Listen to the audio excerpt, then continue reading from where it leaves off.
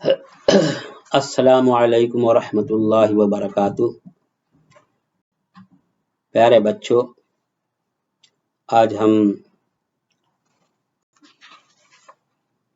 زمین کرب و بلا نظم نمبر 3 10ویں کی اردو کی تیسری قسط آپ کے سامنے پیش کر رہے ہیں، اور ہم معنی و اشارات، مشکل الفاظ اور مشقی سرگرمیوں کو حل کریں گے۔ ازل سے، ابتدا سے، ہمیشہ سے۔ میرے عزیزو، یہاں لکھا ہوا نہیں، لیکن ازل کی ضد آتی ہے ابد، ہمیشہ تک۔ ازل سے ابد تک یعنی ہمیشہ سے ہمیشہ تک۔ سبک پا، ہلکے قدموں سے مراد آسانی سے۔ زمین کرب و بلا، مصیبت پریشانی۔ میرے عزیزو، پہلے میں عرض کر چکا ہوں کہ اب کرب و بلا استعمال نہیں ہوتا، بلکہ کثرت استعمال کی وجہ سے کربلا استعمال ہوتا ہے۔ معراج، عظمت، بلندی، سیڑھی، ترقی کا ذریعہ۔ تاباں، روشن۔ منزل جانا، مراد منزل مقصود۔ منزل کے معنی منزل اور جانا کے معنی محبوب۔ منزل جانا، محبوب کی منزل، مراد اس سے منزل مقصود، جہاں آپ کو جانا ہے۔ پیما باندھنا، وعدہ کرنا۔ ترائی، دریا کی وادی۔ دریا کے کنارے جو تر علاقہ ہوتا ہے، جہاں سبزہ زار وغیرہ ہوتے ہیں، زمین نرم ہوتی ہے، اس کو ترائی کہتے ہیں۔ دیدہ ور، عقل مند۔ سر نہ اڑانا، سر جھکانا۔ آشفتہ سر، مصیبت کا مارا، پریشان حال، سرگرداں۔ صدف، سیب۔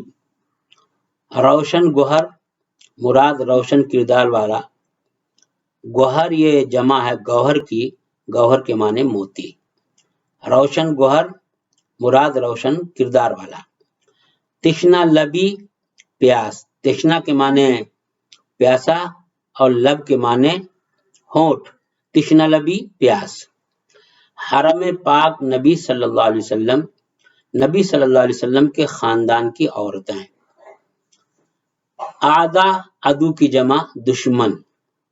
دل حاسد، تنگ دل، حاسد کا دل۔ حاسد کہتے ہیں حسد کرنے والے کو۔ حسد کرنے والے کا دل بہت تنگ ہوتا ہے، وہ دوسروں کی خوشیوں پر، دوسروں کی کامیابیوں پر اندر ہی اندر اس کا دل جلتا رہتا ہے، کڑتا رہتا ہے۔ کمظرف، کمینہ۔ پھر جانا، مکر جانا۔ کذب، جھوٹ، اس کی ضد ہے صدق، سچ۔ کاذب، جھوٹا۔ صادق، سچا۔ کذب بیانی، جھوٹ بولنا۔ صدق بیانی، سچ بولنا۔ بیعت، اسلامی قانون کے مطابق کسی کو اپنا امیر ماننے کا عہد۔ اسلحہ جنگ، جنگ کے ہتھیار۔ آمادہ پیکار، جنگ کے لیے تیار۔ خوابیدہ ضمیر، جس کا ضمیر سویا ہوا ہو، مراد بے حس۔ بیداری ایمان، ایمان کی تازگی۔ میرے عزیزو، یہاں تک معنی و اشارات ہوئے۔ اس کے علاوہ اور بھی اگر کوئی مشکل لفظ نظم کے اندر آیا تو ہم اس کو دیکھیں گے۔ آپ بھی کتاب کھول کر کے ایک نظر دیکھیے۔ خاک کے معنی مٹی، دشت کے معنی صحرا، جنگل، بیابان۔ خیمہ، تمبو، ٹینٹ۔ ظرف کے معنی برتن، کم ظرف، کمینہ۔ شر کے معنی برا، حق، سچ۔ شریر، برا۔ شر کے معنی برائی، حق کے معنی سچ۔ حقیقت، اسی سے حقیقت بیانی۔ شریر، شرارت کرنے والا۔ جبر، ظلم و زیادتی۔ جبار، جبر کرنے والا، صبر برداشت کرنا، صابر برداشت کرنے والا۔ میرے عزیزو، اب مشقی سرگرمیاں پڑھیں گے ہم۔ نظم بغور پڑھیے اور دی ہوئی سرگرمیاں ہدایات کے مطابق مکمل کیجیے۔ نمبر 1، زمین کرب و بلا کی صنف لکھیے۔ زمین کرب و بلا اس نظم کی صنف مرثیہ ہے۔ آپ جانتے ہیں کہ مرثیہ کہتے ہیں مرنے والے کی خوبیاں بیان کر کے اظہار رنج و غم کیا جائے، افسوس کیا جائے۔ نمبر 2، مرثیے کی قسموں کے نام لکھیے۔ مرثیے کی 2 قسمیں ہیں، کربلائی مرثیہ، شخصی مرثیہ۔ دونوں کی تعریف آپ کو بتائی جا چکی ہے۔ نمبر 3، نظم کے شاعر کا نام اور نظم کا ماخذ لکھیے۔ نظم کے شاعر کا نام وحید اختر ہے اور کربلا تا کربلا اس نظم کا ماخذ ہے، یا یوں بھی کہہ سکتے ہیں کہ یہ نظم کربلا تا کربلا سے ماخوذ ہے۔ نمبر 4، نظم میں استعمال کیے گئے زمین کرب و بلا کے دیگر نام تحریر کیجیے۔ کرب و بلا، خاک شفا، دشت، صدف، صحرا، یہ سب دوسرے اس کے نام ہیں۔ نمبر 5، معرکہ کربلا کے شروع ہونے کی وجہ بیان کیجیے۔ میرے عزیزو، اس کی تفصیل میں جائیں تو گھنٹوں لگ سکتے ہیں۔ آپ مختصراً یوں سمجھیے کہ حضرت حسین رضی اللہ تعالیٰ عنہ کے پاس کوفہ والوں نے خطوط لکھے کہ آپ ہمارے ہاں تشریف لائیں، ہم آپ کے ہاتھ پر بیعت کریں گے اور آپ کے ساتھ مل کر کے یزید سے لڑیں گے۔ یزید کو ہم امیر المومنین ماننے کے لیے تیار نہیں ہیں، اگر آپ نہیں آتے ہیں تو قیامت کے دن ہم رسول اللہ صلی اللہ علیہ وسلم کے سامنے آپ کا دامن پکڑیں گے۔ جب متعدد خطوط پہنچے، بعض روایتوں کے اندر 150 خطوط ہیں، تو حضرت حسین رضی اللہ تعالیٰ عنہ مدینہ سے چل کر مکہ اور پھر مکہ سے عراق، جہاں زمین کرب و بلا ہے، وہاں پہنچے اور وہاں دشمنوں نے بیعت کرنے پر مجبور کیا۔ آپ نے انکار کیا، نتیجے کے طور پر یہ لڑائی شروع ہو گئی۔ نمبر 6، معرکہ کربلا واقع ہونے کی تاریخ اور مہینے کا نام لکھیے۔ یہاں تاریخ اور مہینے سے مراد اسلامی مہینہ اور تاریخ محرم الحرام کا مہینہ تھا اور یوم عاشورہ یعنی محرم کی 10ویں تاریخ تھی۔ نمبر 7، نظم میں استعمال کی گئی 2 تشبیہوں کی وضاحت کیجیے۔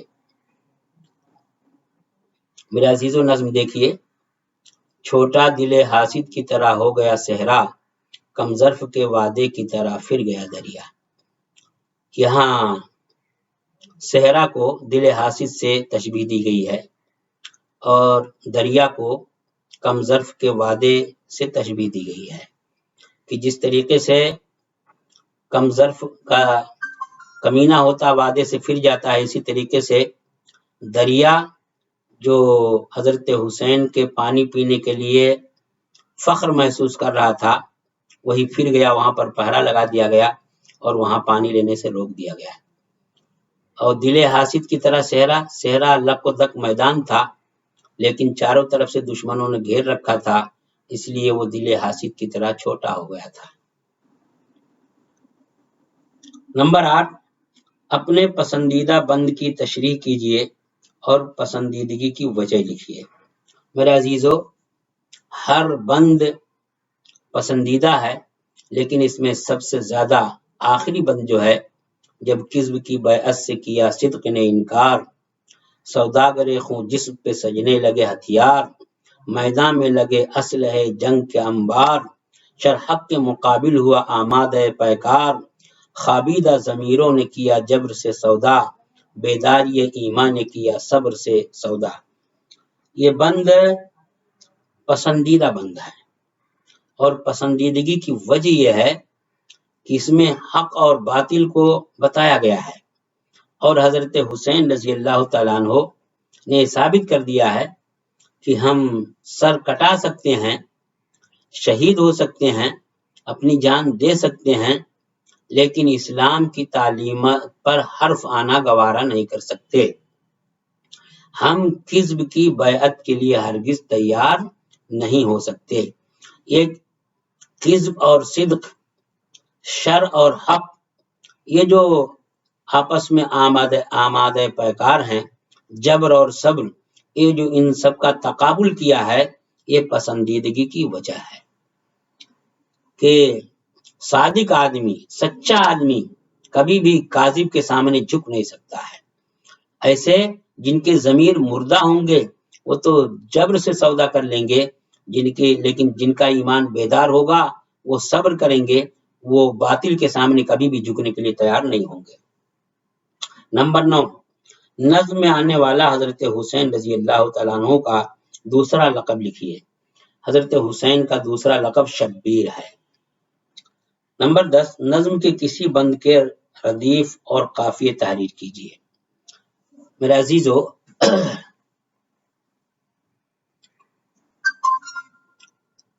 سب سے آسان جو میں آپ کو بتاتا ہوں، یہ بند دیکھیے دوسرا، یہ سنتے ہی شبیر کا رخ ہو گیا تاباں، فرمایا کہ لو مل ہی گئی منزل جانا، باندھا تھا اسی خاک سے خونے میرے پیماں، ہم راہیوں سے بولے یہی کھول دو ساما، اے نہر یا صحرا یا ترائی ہماری، گر فضل خدا ہو تو خدائی ہے ہماری۔ تو میرے عزیزو، اس میں جانا، ساما، تاباں، پیما، یہ ترائی، خدائی، یہ سب قافیہ ہیں، اور ہے ہماری یہ ردیف ہیں۔ اسی طریقے سے آپ ہر بند کے اندر دیکھ سکتے ہیں، اس کے آگے والا بند ہے وروں نے، سروں نے، گوہروں نے، ہم سفروں نے، اور پھر اس کے بعد تشنا لبی کے پاک نبی کے، تو یہ کے جو آیا یہ ردیف ہے، باقی لبی، نبی، سفروں، سروں، یہ سب کے سب یہ ہیں قافیہ ہیں۔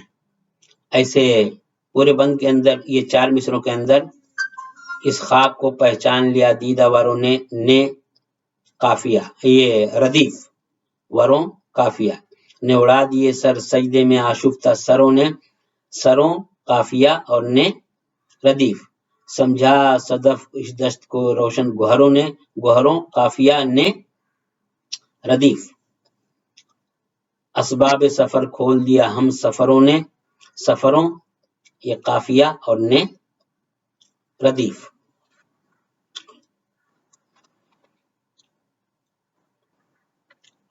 ذیل کے بند کے مفہوم کو اپنے الفاظ میں بیان کیجیے۔ دم بھی نہ لیا تھا کہ امڑنے لگے آدھا، بزدل کی طرح آنکھ بدلنے لگی دنیا، چھوٹا دل حاسد کی طرح ہو گیا صحرا، کم ظرف کے وعدے کی طرح پھر گیا دریا، گلشن سے نکالا گیا پھولوں کا سفینہ، پھر ریت پہ آ ٹھہرا شہیدوں کا سفینہ۔ جیسے ہی حضرت حسین رضی اللہ تعالیٰ عنہ نے پوچھا کہ یہ کون سی زمین ہے، تو بتایا گیا زمین کربلا ہے۔ تو حضرت حسین نے کہا کہ یہیں پر سامان کھول دو اور یہی تو ہماری منزل مقصود ہے۔ چنانچہ سامان جیسے ہی کھولے، خیمے لگائے گئے، ابھی دم بھی نہیں لیا تھا، ذرا آرام بھی نہیں کیا تھا کہ چاروں طرف سے دشمن گھیرنے لگے۔ اس کو اس بند میں بیان کیا گیا، دم بھی نہ لیا تھا کہ امڑنے لگے آدھا، گھیرنے لگے، جیسے ہر طرف سے گھیرا ڈالا جاتا ہے، اس طریقے سے دشمن لوگ حضرت حسین اور ان کے قافلے کو گھیرا ڈالنے لگے۔ بزدل کی طرح آنکھ بدلنے لگی دنیا، جن لوگوں نے خطوط لکھے تھے اور جو آپ کو بلائے تھے وہ سارے کے سارے مکر گئے۔ چھوٹا دل حاسد کی طرح ہو گیا صحرا، حاسد کا دل بہت چھوٹا ہوتا ہے، یہ صحرا لک و دک بہت ہزار کلومیٹر کا یہ میدان تھا، لیکن چونکہ ہر طرف سے دشمن گھیرے ہوئے تھے اسی لیے دل حاسد کی طرح چھوٹا ہو گیا۔ کم ظرف کے وعدے کی طرح پھر گیا دریا، جب حضرت حسین آئے تھے تو دریا بہت خوش ہوا تھا کہ دریا نے قدم چوم لیے تشنہ لبی کے، اسے یہ فخر حاصل ہونے والا تھا کہ مجھ سے حضرت حسین اور آپ کے رفقا پانی پئیں گے، لیکن وہاں پر پہرا لگا دیا گیا، گویا کہ دریا بھی پھر گیا اور پانی لینے سے روک دیا گیا۔ گلشن سے نکالا گیا پھولوں کا سفینہ، پھر ریت پہ آ ٹھہرا شہیدوں کا سفینہ۔ یہ اس شعر کے اندر استعارہ ہے، بہت ہی لطیف استعارہ ہے کہ جیسے گلشن سے پھولوں کو نکالا جائے چن چن کر کے، اس طریقے سے حضرت حسین اور ان کے ساتھ جو قافلے والے تھے یہ نہایت ہی پاکیزہ مقدس ہستیاں تھیں، ایمان سے لبریز تھے، ان کا ایمان بیدار تھا۔ تو جس طریقے سے پھولوں کو لا کر کے ریت پر ڈال دیا جائے اس کا سفینہ بنا کر کے، حالانکہ سفینہ تو پانی کے اندر چلتا ہے لیکن ریت پر ڈال دیا جائے، اسی طریقے سے ان کے قافلے کو شہادت کے لیے لا کر کے یہاں چھوڑ دیا گیا صحرا کے اندر، اور چاروں طرف سے ان کو گھیر لیا گیا۔ یہ مختصر بیان کرنا چاہتے ہیں۔ گلشن سے نکالا گیا پھولوں کا سفینہ، جسے پھولوں کا سفینہ گلشن سے نکالا گیا ہو، پھر ریت پہ آ ٹھہرا شہیدوں کا سفینہ۔ مرثیہ زمین کربلا کے پہلے اور آخری بند میں تضاد کے اشعار ہیں، انہیں لکھیے۔ میرے عزیزو، پہلے بند میں تو تضاد کے اشعار نظر نہیں آ رہے ہیں۔ پہلے شعر میں زمی کہا گیا ہے اور دوسرے میں افلاک کہا گیا ہے۔ افلاک کے معنی آسمان اور یہ فلک کی جمع ہے۔ اسی طریقے سے ازل ہے لیکن ازل کی ضد اس میں موجود نہیں ہے۔ زمین کربلا ہے، خاک شفا ایک دوسرے کی ضد نہیں ہے، لیکن یہاں ضد شاید اس لیے کہہ دیا گیا ہو کہ زمین کا لفظ آ گیا اور افلاک کا، آسمانوں کا لفظ آ گیا ہے، اس لیے ضد کہہ دیا گیا ہے۔ حقیقت میں اس بند میں تضاد کا کوئی شعر نہیں ہے۔ البتہ آخری بند جو ہے اس میں تضاد کے اشعار ہیں۔ مثلا پہلے مصرے میں جب کذب کی بیعت سے کیا صدق نے انکار، کذب صدق ایک دوسرے کی ضد ہیں۔ اسی طریقے سے شر حق ایک دوسرے کی ضد ہیں، جبر صبر ایک دوسرے کی ضد ہیں۔ تو آخری بند میں تو تضاد کے اشعار ہیں لیکن پہلے بند میں تضاد کے اشعار نہیں ہیں۔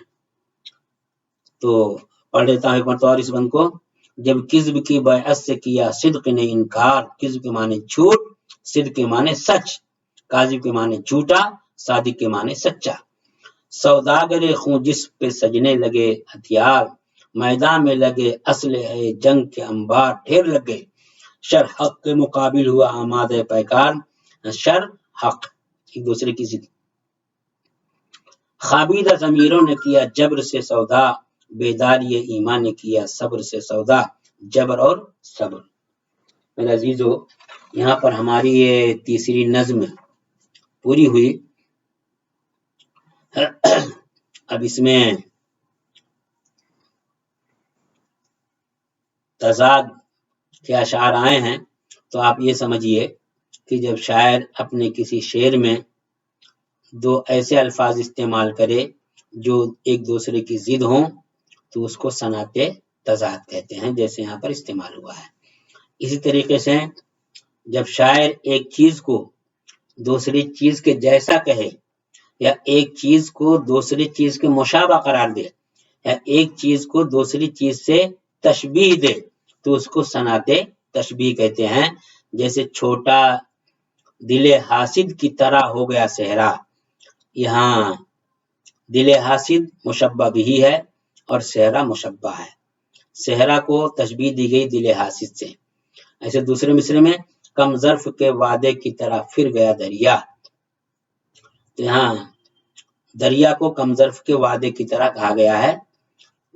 کم ظرف کا وعدہ یا مشبہ بھی ہے اور دریا مشبہ ہے۔